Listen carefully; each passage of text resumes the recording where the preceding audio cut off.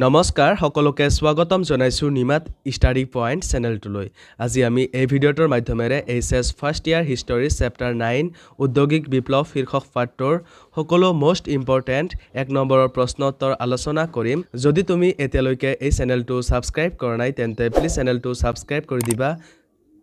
আৰু এইটো ভিডিও তোমালোকৰ বন্ধু-বান্ধৱী অথবা তোমালোকৰ হিষ্টৰী হোৱাটছআপ গ্ৰুপত শেয়াৰ কৰি দিবা ইয়াৰ পৰা বহুত প্ৰশ্ন তোমালোকৰ ফাইনাল এক্সামত কমন থাকিব মৰমৰ ছাত্ৰ-ছাত্ৰীসকল এইটো ভিডিওৰ ডেসক্ৰিপচনত এইচএছ ফাৰ্ষ্ট ইয়াৰ হিষ্টৰীৰ সকলো চেপ্টাৰৰ ভিডিওৰ প্লেলিষ্টৰ লিংক দিয়া আছে তাত ক্লিক কৰি তোমালোকে সকলো ভিডিও চাই লবা সো বলা তেন্তে বেছি পলম নকৰি আজিৰ ভিডিওটো আমি আৰম্ভ কৰো কোৱেশ্চন নম্বৰ 1 শিল্প বিপ্লৱ বুলিলে কি বুজা এনসাৰ 1980 পৰা 1850ত ব্ৰিটেইনত সংঘটিত উদ্যোগিক আৰু অৰ্থনৈতিক বিৱৰ্তনক প্ৰথম শিল্প বিপ্লৱ বলা হৈছিল কোৱেশ্চন নম্বৰ 2 আৰ্নাল্ড টানেৰীৰ মতে ইংলেণ্ডত প্ৰথম শিল্প বিপ্লৱ কেতিয়া সংঘটিত হৈছিল এনসাৰ আৰ্নল্ড টানেৰীৰ মতে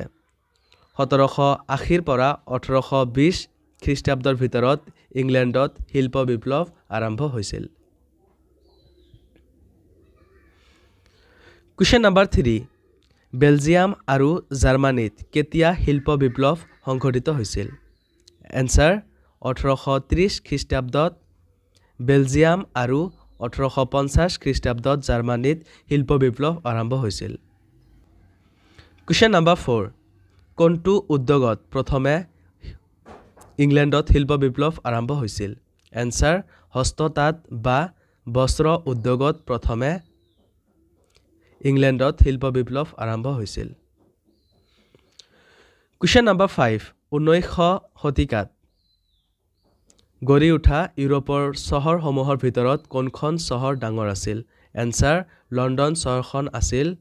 ইউৰোপৰ চহৰসমূহৰ ভিতৰত ডাঙৰ চহৰ কোৱেশ্চন নম্বৰ 6 কোন চনত ইংলেণ্ডত বেংক অফ ইংলেণ্ড প্ৰতিষ্ঠা হয় এনসাৰ 1694 খ্ৰীষ্টাব্দত ইংলেণ্ডত বেংক অফ ইংলেণ্ড প্ৰতিষ্ঠা হয় কোৱেশ্চন নম্বৰ 7 18 শতিকাত ইংলেণ্ডত কোন কেইটা উদ্যোগেই বিশেষ প্ৰসাৰ লাভ কৰিছিল এনসাৰ লো উদ্যোগ কপাহী আৰু বয়ন উদ্যোগ আৰু বাষ্পীয় উদ্যোগসমূহে বিশেষ প্ৰসাৰ লাভ কৰিছিল কোৱেশ্চন নম্বৰ 8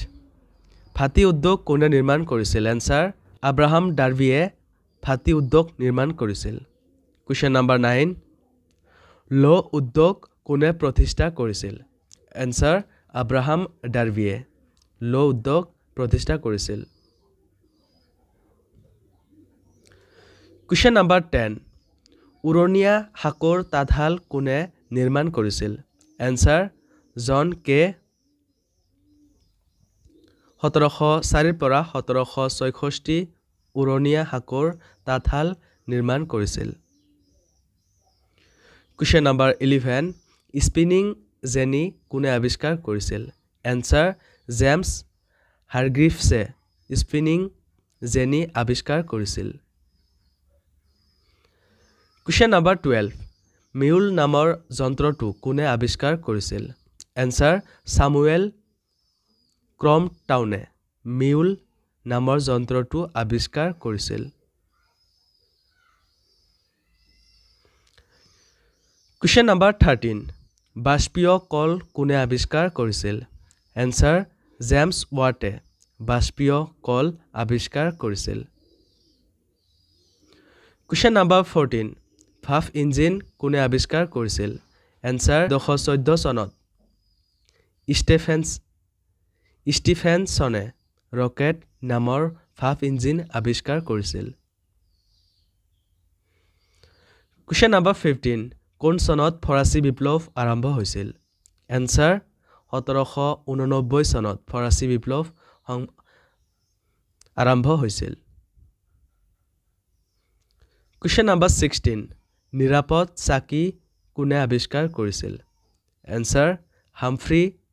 ডেভিয়ে নিৰাপদ চাকি আৱিষ্কাৰ কৰিছিল কোৱেশ্চন নম্বৰ 17 বাষ্প ইঞ্জিনৰ পিতৃপুৰুষ বুলি কাক কোৱা হয় এনসাৰ জৰ্জ ষ্টিফেনসনক বাষ্প ইঞ্জিনৰ পিতৃ বুলি কোৱা হয় Question number 18 উদ্যোগ বুলিলে কি বুজা এনসাৰ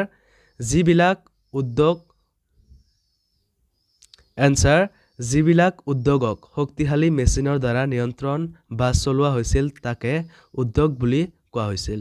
সাধাৰণতে নগৰ অঞ্চলত এনে উদ্যোগবোৰ গঢ়ি উঠিছিল Question number 19 শিল্প বিপ্লৱ প্ৰথম ক'ত আৰম্ভ হৈছিল এনসাৰ ইংলেণ্ডত প্ৰথমে শিল্প বিপ্লৱ আৰম্ভ হৈছিল Question number 20 যন্ত্ৰচালিত তাঁতশাল কোনে আৱিষ্কাৰ কৰিছিল এনসাৰ 1785 খ্ৰীষ্টাব্দত কোৰ্ট ৰাইটে যন্ত্ৰচালিত তাঁতশাল আৱিষ্কাৰ কৰিছিল Question number 21 ইংলেণ্ডত শিল্প বিপ্লৱৰ দ্বিতীয় পৰ্যায় কেতিয়া মানৰ পৰা আৰম্ভ হয় এনসাৰ 1830 চনৰ পৰা আৰম্ভ হয় Question number 22 কোন চনত টেলিফোন আৱিষ্কাৰ কৰে এনসাৰ আলেকজেণ্ডাৰ গ্ৰাহাম বেলে 1876 চনত টেলিফোন আৱিষ্কাৰ কৰে Question number 23 কোন চনত ফৰাচী বিপ্লৱ আৰম্ভ হৈছিল এনসাৰ 1789 চনত ফৰাচী বিপ্লৱ আৰম্ভ হৈছিল সমৰমৰ ছাত্ৰ-ছাত্ৰীসকল আজিলৈ এইখিনিয়ে আশা কৰো এই ভিডিওটো তোমালোকক সহায় কৰিছে যদি ভিডিওটো ভাল লাগিছে তেন্তে এইটো ভিডিও তোমালোকৰ বন্ধু-বান্ধৱী অথবা তোমালোকৰ হিষ্টৰীৰ হোৱাটছআপ গ্ৰুপত শেয়াৰ কৰি দিবা আৰু চেনেলটো যদি এতিয়ালৈকে সাবস্ক্ৰাইব কৰা নাই তেন্তে প্লিজ চেনেলটো সাবস্ক্ৰাইব কৰি দিবা